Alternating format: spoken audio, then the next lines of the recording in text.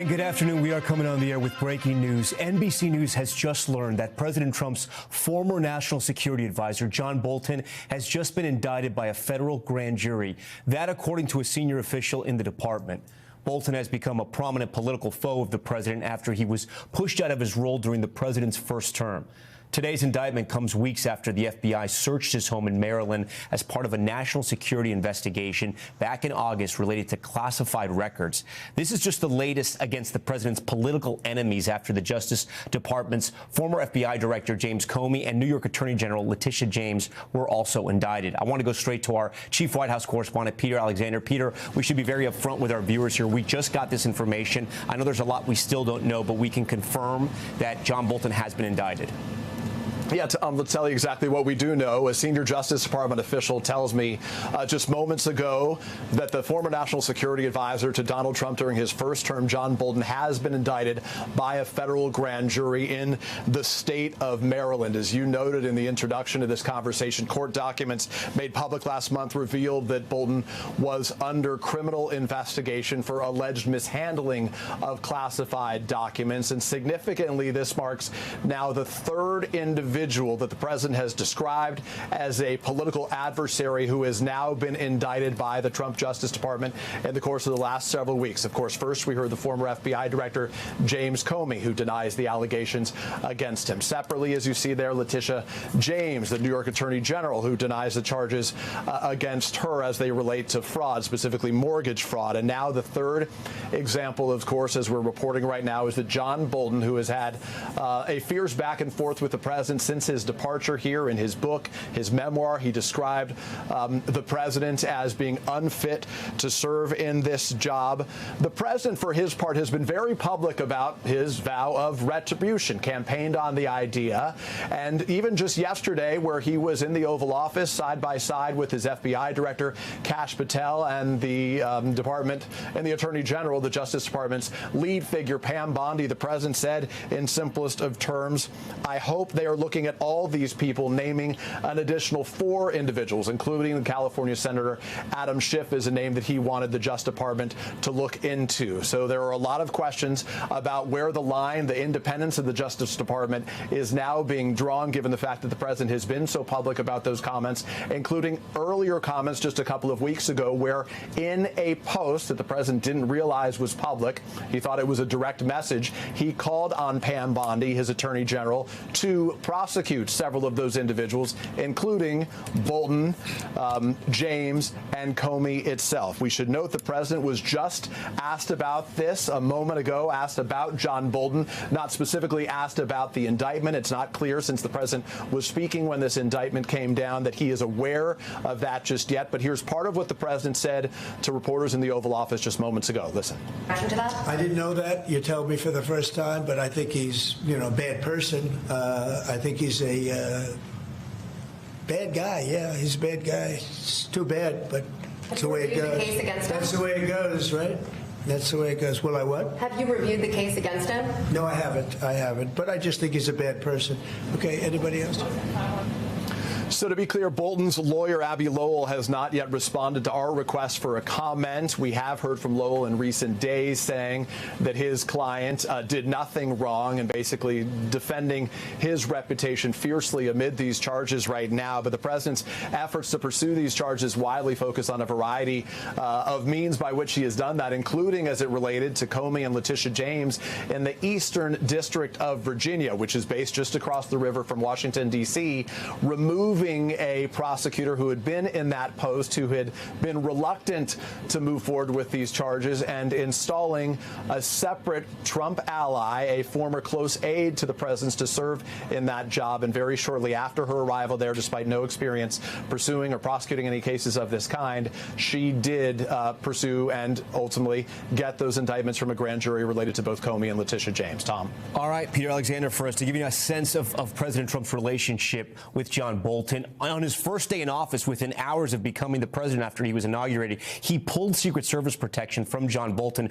who had been the target of a murder-for-hire plot from Iran. So clearly the president there, not a fan of John Bolton. I want to bring in Laura Jarrett here. Laura, from the search warrant, we've gotten some information about what this investigation was about. It was about a 2020 book pre-publication review that was under review by obviously people in the State Department and other bodies, and a hack of Bolton's AOL account by foreign entities. What more do we know from that? Yeah, we should help people understand. John Bolton has been under investigation for multiple different administrations, right? He was investigated first dating back to Bill Barr under the first Trump administration. That investigation continued into the Biden administration, and then the Biden DOJ dropped it. Now, what exactly the charges is, we're going to have to wait and see the charging papers. Peter has obviously reported that the grand jury has returned that indictment, which is significant.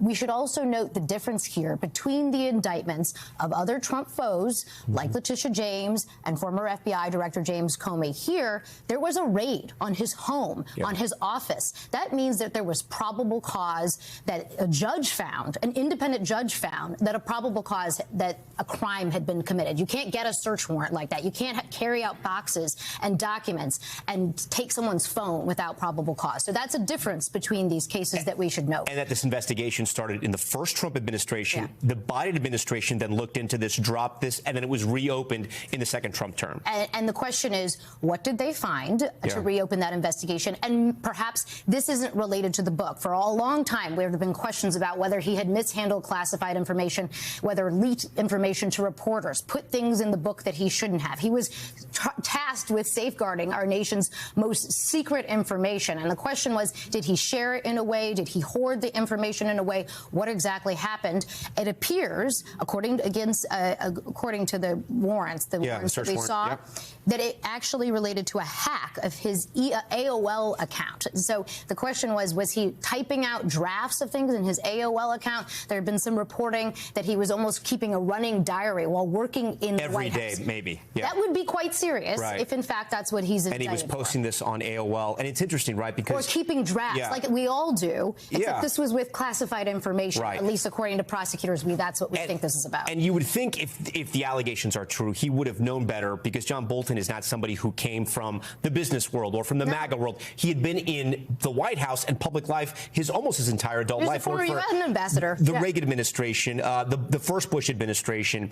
He worked for President Trump, State Department. They worked in the UN. I mean, he had kind of been all around. He had been around the block, so he would know these things. Absolutely. But you can also be careless, and if you are careless, if the allegations are true, sometimes they can be criminal. Well, look, when you occupy a position like National Security Advisor, you actually sign a document saying that you're going to safeguard your secrets. You're going to actually keep things safe. You're going to keep them in a secure location. And so he certainly knew. The question is whether any of the material we're talking about was actually classified. He has maintained for years that nothing in his book was classified. He said that he got a waiver. He got it reviewed, and that's the process. He got it reviewed, but there were lengthy negotiations. Remember, the president actually sued to try to get his book stopped before it was published. Wasn't successful, but we will have to see what the indictment actually charges. I want to bring in NBC News Justice reporter Ryan Riley to kind of walk us through this a little bit. Ryan, you know, our viewers at home, we're trying to get as much information as we can. We can confirm that he has been indicted. We don't know the charges yet or the counts just yet. I'm sure that'll come in time. These documents sometimes hit a sort of federal database called PACER. We can then draw from that. We're still waiting on a lot of information. We're also watching John Bolton's home to see if anything happens there, possibly if investigators go in, if he is arrested, if he comes out and makes a statement. This is his front door right now. We have live cameras outside of his house. Ryan, I know you've been working your sources. What have you learned? Yeah, so the docket has been created itself, but we don't know the actual charges yet on PACER. So basically, we know that this case has been brought forward as Peter first reported here. And to get to Laura's point, this case is a little bit different from those cases against the other two Trump enemies that he has targeted, because there is a history of bringing forward these types of cases involving classified documents. Most famously, recently, of course, against the now sitting president and related to the search of his home in Mar-a-Lago. So So there is a history of them taking very seriously these allegations of mishandling of classified documents and classified information. Those are prosecutions we see on a regular basis, whereas the case that has been brought against James Comey and Letitia James are in a separate category. Especially those mortgage cases are very rarely brought. So, this is a complicated matter, but as Laura pointed to, because there was this judge that signed off on this search, that had to meet a certain threshold. But still, the grand jury process is this lower threshold than convincing a jury unanimously that an individual committed a crime beyond a reasonable doubt. So this is a multi-step process, and of course, I would expect that we would see his lawyers argue that John Bolton's lawyers argue that this case was poisoned by Donald Trump's comments, and any comments that he continues to make about that are certainly something I think that we'll see, Tom, come up in the future. Yeah, and then Ryan, we should also point out the Justice Department has had a lot of experience on classified documents and these investigations over the last two administrations, both with President Trump and President Biden both being charged and investigated. Yeah, right. So, Biden was investigated for this as well. And, of course, then there's the Hillary Clinton investigation as well, just to bring this back to the beginning of Donald Trump's coming to office during the 2016 campaign. So, yes, there have been a history of them investigating these classified documents across the board for very prominent individuals, including, of course, the president and the former president, Joe Biden, who was under investigation related to documents in his garage. Yeah, Ryan Riley for us. Ryan, we appreciate that. I want to bring back Laura here as we're waiting on information. We expect to hear the charges. We're just seconds away from getting that information. We should point out for our viewers here, too, the information, some of this investigation starts with the CIA director, John Ratcliffe, providing to Kash Patel some intelligence saying that they should possibly look into this. And then the investigation gets started from there, or we should say restarted. Well, and that's why it would make sense that it doesn't have to do with the book. It has to do with the hack of an AOL account by a foreign adversary. And you might wonder, how did we know that his AOL account was hacked? Was that because we were monitoring the foreign adversary? There's all kinds of interesting questions there that are, I'm sure, about to emerge. But we should just mention, in terms of how people should be thinking about these classified documents investigations, because we've seen it from the president, the current president. We've seen it from the former president. We've seen it from the Hillary Clinton email investigation, of course, infamous. Biden and Clinton did not face charges. The president did. And part of the standard there for prosecutors is, what did the person intend? What was their level of knowing? Was it sort of an incidental mishandling, or was it deliberate? In the case of former President Trump, that's what was alleged by the special counsel Jack Smith. And so if in fact that's what Bolton has been charged with here, looking to see exactly how prosecutors know that this was intentional is going to be important. The classified documents, I mean, is this something that he could face prison time over? Absolutely. Again, we don't know what the charges are yet. Significant prison time. Talk to me about that. We're talking about decades if convicted. The willful retention of classified documents, the obstruction of justice, if in fact there's any of that, we're talking about serious federal crimes that, again, a grand jury would have had to find probable cause, not beyond a reasonable doubt like a trial, but probable cause that a crime has been committed. Now, we need to obviously see if there was, in fact, an indictment returned on all of the charges. We remember, at least in the case of James Comey, right, just a couple weeks ago, the grand jury actually did not indict on some of the charges that the prosecutor put up. And so that's why it's so important to actually see the physical documents. We should also point out the FBI interviews John Bolton eight times, right, between, I think it's 2020 and 2025. So he has spoken to investigators. And so if he made any statements that the prosecutors now believe were false, that's another potential charge that we commonly see in these types of cases. And then when we also talk about some of the documents they took out, because we have that video and they're taking out boxes and boxes and hard drives, phones as well. This is when the FBI was at his house in August. Some of the documents that we've understood were described as weapons of mass destruction, classified documents, U.S. government strategic communications plan, confidential documents, travel memo documents with pages labeled secret, and confidential documents with headings that have been redacted in some cases. So this seems like incredibly important documents, and if they were indeed classified, he's going to have a tough case. Well, and it's a question of always in front of a jury to try to explain, why did you take these documents? Why do you have these materials? Trying to explain that to a jury, I think, is always a challenge in these types of cases. Now, obviously, he was the national security advisor. This isn't a case. Well, actually, let's go to our chief White House correspondent who has the indictment. Yep. Hey, Peter, we understand you got into charges. A little more information? We do, Tom. Again, as we've been reporting here first on NBC News, a federal grand jury in Maryland has now indicted former national security advisor to Donald Trump. And we now know what the two charges are, two separate charges that he is now facing. I'll leave it to Laura to detail the potential ramifications here. The first, transmission of national defense information. The second, retention of national defense information, which in simple terms is, in effect, the accusation that he mishandled classified information here right now. So these two charges we have now learned on which the former national security advisor to Donald Trump and his first term, John Bolton, was indicted. We have reached out again to his team, his attorney, Abby Lowell, for information. We're still waiting for a statement from Bolton's team, but to this point, we can only acknowledge that he has denied, Lowell has denied on multiple occasions, that Bolton did anything wrong. Okay, Peter, thank you. We're going to break this down with Laura while we still have time here. It sounds like the two, they're separate charges, but they're almost one and the same. The transmission of national defense information and the retention of national defense information. Yeah, Walk us through this. Those are meaningfully different, right? Because if you think about the case of President Trump, he was not charged with transmitting national defense information to anybody. He was charged with essentially hoarding the documents at Mar-a-Lago. So that would be the retention of national defense information. So you think about someone taking things home, keeping things on their computer. It could have been he was taking notes on things. Transmission is a little bit different, and that's where we're going to have to see exactly what did they find.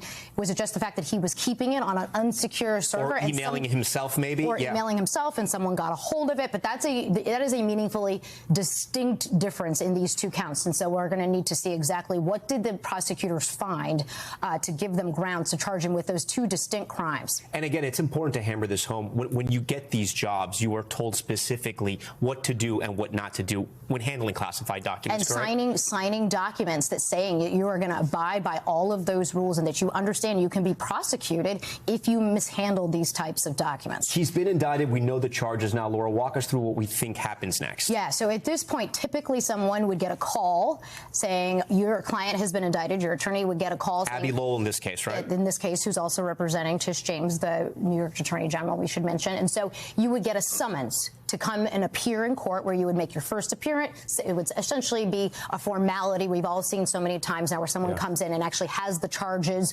formally announced there in court. Sometimes you see someone enter a plea of not guilty at that point. In other cases, you see an arrest warrant signed. We don't have any indication that that's what happened here, although we haven't yet seen a statement from Abby Lowell or anyone else on Bolton's defense team. But we should mention in the past, he has said that he engaged in no wrongdoing, no mishandling of classified documents. So I assume now that the indictment has been actually publicly released, then we'll see a statement from him, I'm sure. Abby Lowell is a household name to us because we're in this business and we cover him a lot. Representative Hunter Biden, you just mentioned Letitia James and now John Bolton. Is there a reason why people hire Abby Lowell? He has quite a bunch of experience. He obviously represented Jared Kushner, the president's son-in-law, for a period of time. He's well known in Washington circles as someone well versed in this type of case. He has plenty of cases of national defense information and mishandling classified documents under his belt. We're also just getting more information, I should mention, Tom, from our team, that there are 18 counts related to these offenses. And so we're not talking about one document, one time.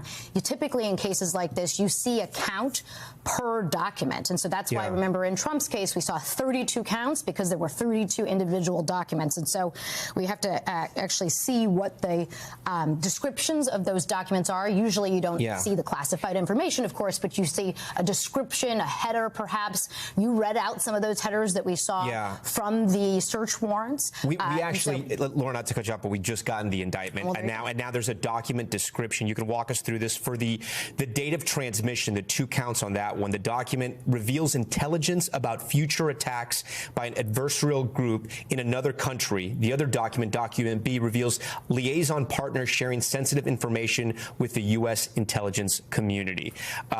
There's a lot here, it sounds like, at least in these two counts. Yeah, it's going to take us a while to sort of parse through this and see exactly what he's been accused of. But there's no question this is a serious indictment involving national security and the alleged mishandling of national security information. And we mentioned before all the number of statements that the president has made about John Bolton and whether those could come into play here, Tom. And the issue is, putting aside what the president has said about him, if in fact the prosecutors can prove prove that he actually mishandled classified information, then all of the statements that the president has made about him, they're going to be cast in a different light than perhaps in a different case, like I mentioned, Comey and Letitia James. I think this is of a different order that I think our viewers should be attuned to. The mishandling of classified documents is very different than failing to put something down on a mortgage application to the tune of 18 grand. Yeah.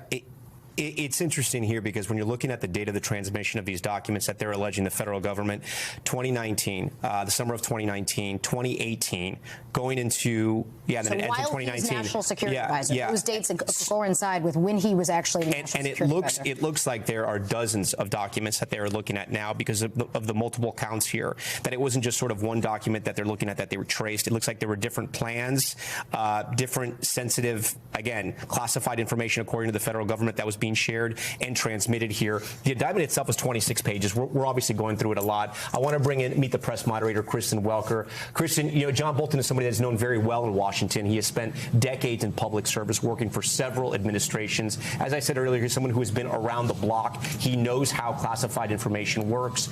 We're still looking through the indictment right now, but I'd love to get your thoughts on this new indictment.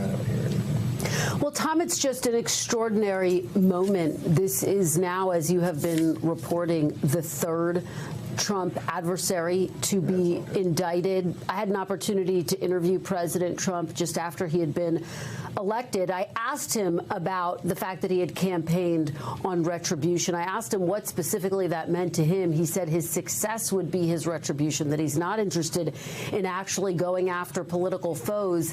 And yet legal experts take a look at what's happening now and they say that is what's happening. The fact that he publicly posted what was meant to be a personal message to his Attorney General, Pam Bondi, calling for the indictments of Senator Adam Schiff, of Letitia James, of James Comey, 2 out of 3 of them now indicted. The fact that John Bolton has now been indicted, truly extraordinary. And I do think, taking a step back, that scene in the Oval Office on Wednesday where President Trump was flanked by his Attorney General and FBI director and called for more people to be indicted, including Adam Schiff and Lisa Monaco, the former Deputy Attorney General under Joe Biden. Tom. All right, Kristen Welker, we thank you for that. Laura, we're reading through this, and it's like the more we read, the more we want to ask. Yeah. It sounds like, if you look at page 20, here's what I'm looking at.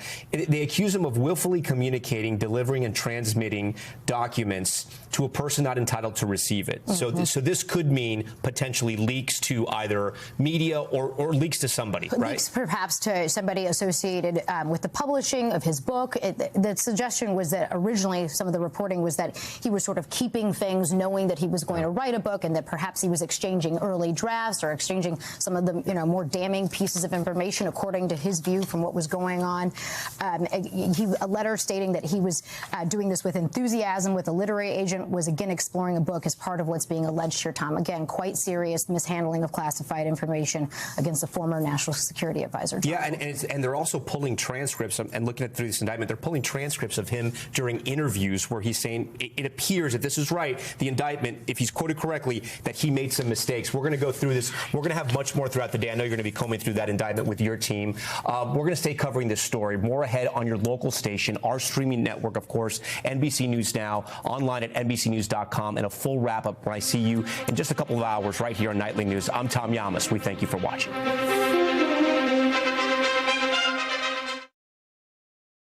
We thank you for watching, and remember, stay updated on breaking news and top stories on the NBC News app, or watch live on our YouTube channel.